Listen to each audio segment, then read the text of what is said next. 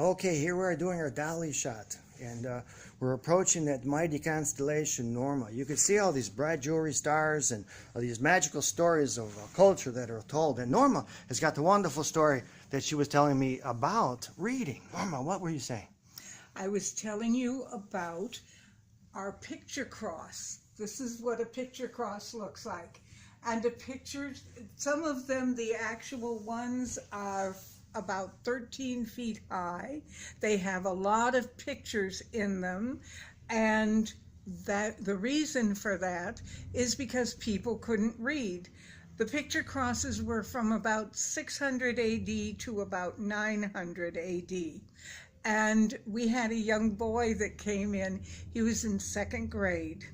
And he came with his mother and father, and I was showing him some of the things that we have and telling him the history of them. And I got to the pictures cross, and I told him that when the priest came, they would come, he would tell the story for the people about what the picture was. Some of them are Daniel in the lion's den, some of them are Adam and Eve, some of them are so many of the other things that they have. And so he said to me, well, why didn't they just read the stories in their books? And I said to him, they didn't know how to read.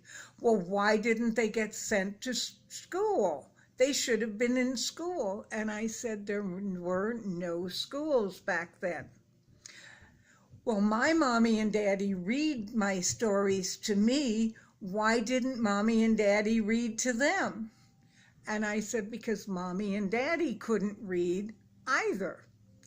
So he was so upset about that his mother told me afterwards that he went to school. He was in second grade, and he was so upset he asked the teacher if I was really telling him the truth or if it was a story. Well, the teacher said, yes, they didn't know how to read back in those days. And he was so upset. And he and his classmates talked for a half an hour about how important reading was and how they had it so much better than the kids back in the 6th century AD because they knew how to read now. Good story. Thank you. We should have our own little campfire right here.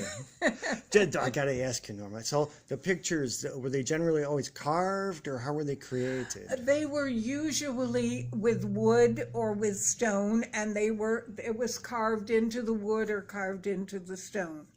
And you know, now we've got television and movies and everything. Do you think the stories have gotten a little out of control, you know?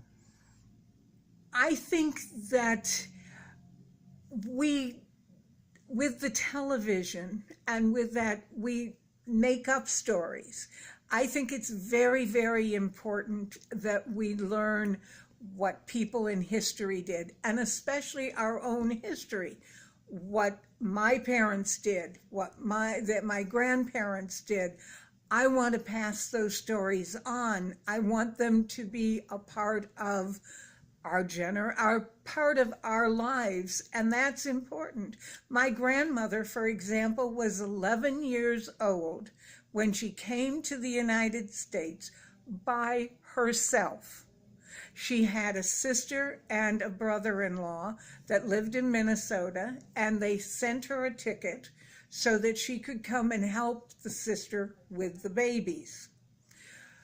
My grandmother, 11 years old, crossed the Atlantic Ocean and half of the United States to Minnesota so she could be there with them. I don't think at 11 years old I was allowed to cross the street by myself. So I really think that it's important that we know these stories. So you're teaching us about genealogy and the preservation of these the family Absolutely. before us. So thank you, Norma. Absolutely. Thank you.